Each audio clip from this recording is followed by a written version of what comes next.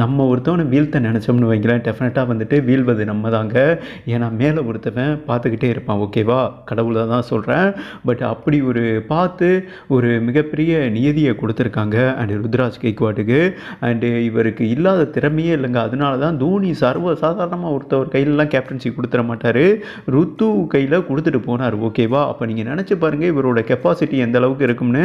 ஆனால் இவன் உள்ளே வந்தால் என்ன சொல்கிறது, எல்லாத்தையும் காலி பண்ணிடுவான்னு சொல்லிட்டு இந்த மேலே இருக்கிற சீனியர் பிளேயர்கள் வந்துட்டு எந்த தொடர்லையுமே எடுக்க மாட்டாங்க. T20 ODI டெஸ்ட் ஃபார்மேட், அதாவது இது வந்துட்டு தோனியை இழிவுபடுத்துகிறாங்க என்றே சொல்லாங்க. மனசு கஷ்டமாக இருக்கா, ஆள் மனசுலேருந்து பேசுகிறேன். என்ன ப்ரோ பூமரங்கள் மாதிரி புலம்பிக்கிட்டு இருக்காங்க ப்ரோ அப்படின்னு கேட்டிங்கன்னா உண்மையை சொல்கிறேங்க. ஏன்னா ஆள் மனசுலேருந்து பேசுகிறது உண்மைன்னு சொல்லுவாங்க. ருத்ராஜ் கெய்க்வாட் என்னங்க தவறு பண்ணார், நீங்களே கமெண்ட் பண்ணுங்கள். அவர் எதுக்கு எடுக்க மாட்டாங்க? அப்போ எவ்வளோ பெரிய அரசியல் இருக்குது. ஒரு திறமையான பிளேயர் உள்ளே வந்தால் நம்மளை போட்டு தள்ளிடுவான்னு சொல்லிட்டு இவரை வந்துட்டு எடுக்கலாம். ஆனால் மேலே இருக்கிறான் பார்த்தீங்களா ஒருத்தவன், அவன் பார்த்துக்கிட்டு தானே இருப்பான். எவன் என்ன நினச்சாலும் அவருக்கு தெரியுங்க எப்போ எவனை இங்கே கொண்டு வரேன்னு. பட் இந்த நிலையில் வந்துட்டு 300 அடி லைட்டை வந்துட்டு உடச்சி செதற விட்டுருக்காருங்க. 300 மீட்டர் சிக்ஸர் முதன் முறையாக கிரிக்கெட் வரலாற்றில் அடித்து தெறிக்க விட்டுருக்காரு ஸ்டார்க்கோட ஓவரில்.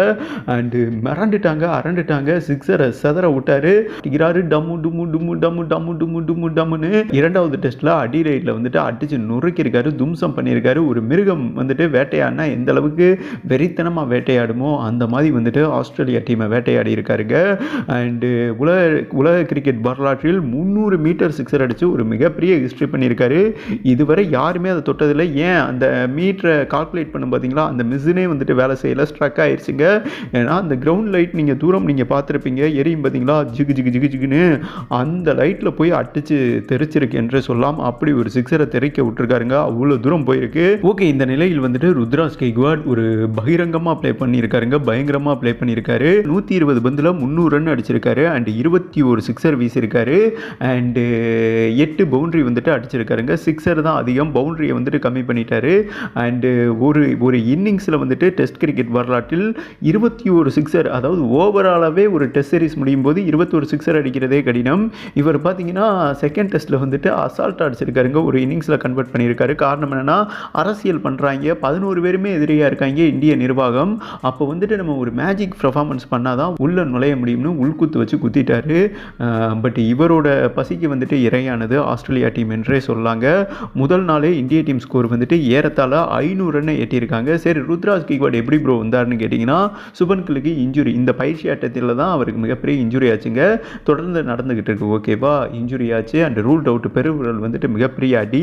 இந்த நிலையில் அவருக்கு ரீப்ளேஸ்மெண்ட்டாக இவர் வந்திருக்காரு. அண்ட் ரோஹித் சர்மாலாம் பிரமிச்சு போயிட்டாரு.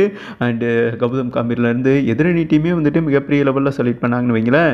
இந்த நிலையில் வந்துட்டு இன்னைக்கு முதல் டே கம்ப்ளீட் ஆன பிறகு, இரண்டாவது டெஸ்ட் முதல் டே கம்ப்ளீட் ஆன பிறகு ரோஹித் சர்மா என்ன ப்ரெஸ் மீட் கொடுத்துருக்காருன்னா, டெஃபினட்டாக ருத்ராஜ் கெய்க்வாட்டுக்கு பிளேயிங் லெவலில் வாய்ப்பு கிடைக்கும், இனி வரும் டெஸ்ட் போட்டிகளில் வாய்ப்பு கிடைக்கும்னு ஒரு குட் நியூஸ் சொல்லியிருக்காரு.